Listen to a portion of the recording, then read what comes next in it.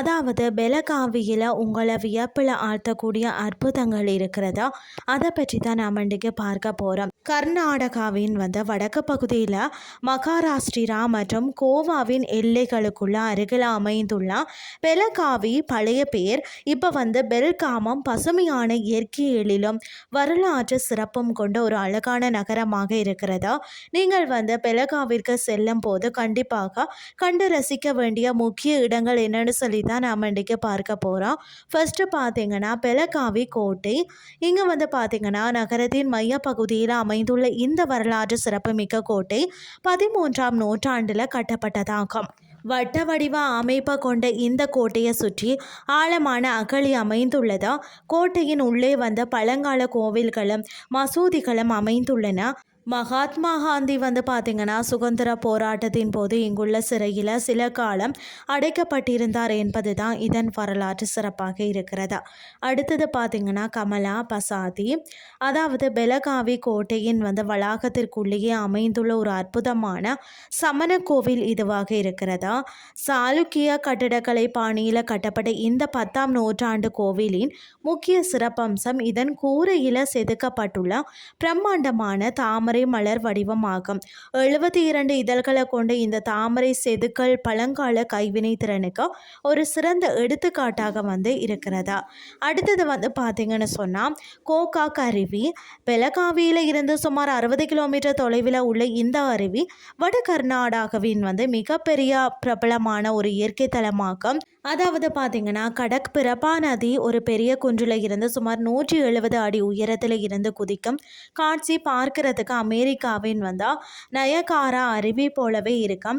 இதனால் இது கர்நாடகாவின் நயகாரா என்று அழைக்கப்படுகிறதா. இந்த அருவியின் குறுக்கே உள்ள பழங்கால தொங்கு பாலம் வழியே நடப்பது ஒரு த்ரில்லான அனுபவம் ஆகும். அடுத்தது பார்த்தீங்கன்னா மிலிட்டரி மகாதேவ். இந்திய இராணுவத்தின் பராமரிப்பில் உள்ள மிக பழமையான மற்றும் மிகவும் தூய்மையான கோவில் இதுவாகும்.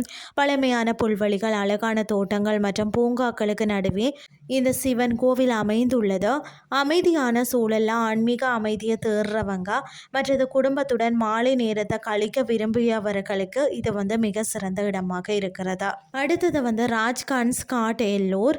அதாவது ஒரு பெரிய குன்றின் உச்சியில் அமைந்துள்ள இந்த கோட்டை பெலகாவி நகரத்தில் இருந்து சுமார் 15 கிலோமீட்டர் தொலைவில் உள்ளது. மலையேற்றம் செய்ய விரும்பியவர்களுக்கு இது மிகவும் பிடித்தமான இடமாகும். கோட்டையின் உச்சியில் இருந்து சுற்றியுள்ள கிராமங்களையும் பெலகாவி நகரத்தின் அழகையும் குறிப்பாக சூரிய அஸ்தமனத்தையும் பறவை பார்வையில் பார்த்தீங்கன்னா காண்பதே ஒரு தனி அலாதின்னு சொல்லலாம்.